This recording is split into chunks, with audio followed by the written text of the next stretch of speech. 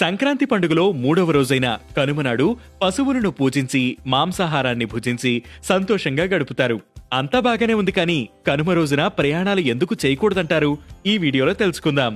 కొత్త పంట చేతికొచ్చిన సంతోషంలో జరుపుకునేదే సంక్రాంతి. అయితే ఆ పంట కోసం కష్టపడి పనిచేసే రైతన్నకి తోడుగా ఉన్న పాడి పశువులను కనుమ రోజు పూజిస్తారు. పశువుల పట్ల కృతజ్ఞతగా రైతులు ఈ పండుగ చేస్తారు. కనుమ రోజున పశువులను నదీ తీరాలకు కాని చెరువుల దగ్గరకు కాని తీసుకువెళ్లి శుభ్రంగా స్నానం చేయిస్తారు.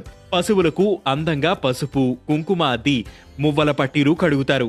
అలంకరణ మొత్తం అయిపోయాక పూజ చేసి హారతి ఇస్తారు. అలానే వాటికి ఇష్టమైన ఆహారాన్నిచ్చి ఆ రోజు పశువులకు పూర్తి విశ్రాంతి కల్పిస్తారు.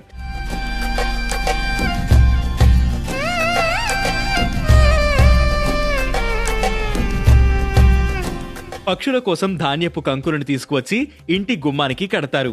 కనుమ రోజున మినుములతో గారెలు మరియు మాంసాహారాన్ని చేసి పెద్దలకు ప్రసాదంగా పెట్టి కుటుంబ సభ్యులంతా కలిసి భోజనం చేస్తారు. మరి కనుమ రోజు ప్రయాణాలు చేయకూడదని ఎందుకు అంటారు? కనుమ పండుగ రోజు కాకి కూడా కదలదు కాబట్టి ఆ రోజు ప్రయాణాలు చేయకూడదని మన పెద్దలు చెబుతుంటారు. అయితే ఇలా చెప్పడం వెనుక ఓ కారణం ఉంది. పూర్వం ప్రయాణాల కోసం ఎడ్ల బండ్లను ఉపయోగించేవారు. కానీ కనుమ రోజు ఎడ్లని పూజించడం, వాటికి విశ్రాంతి ఇవ్వడం సాంప్రదాయం. కానీ పండుగ రోజు కూడా ఎడ్లని ఇబ్బంది పెట్టడం ఇష్టం లేక అసలు ప్రయాణాలే వద్దని పెద్దలు చెప్పేవారు.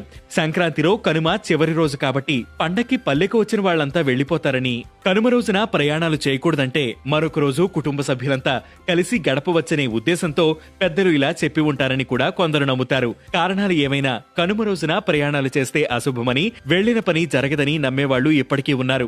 అందువల్ల మీరు కూడా ఉరుకుల పరుగుల జీవితాన్ని పక్కన పెట్టి ఈ రోజు మీ కుటుంబ సభ్యులతో కలిసి సంతోషంగా గడపండి.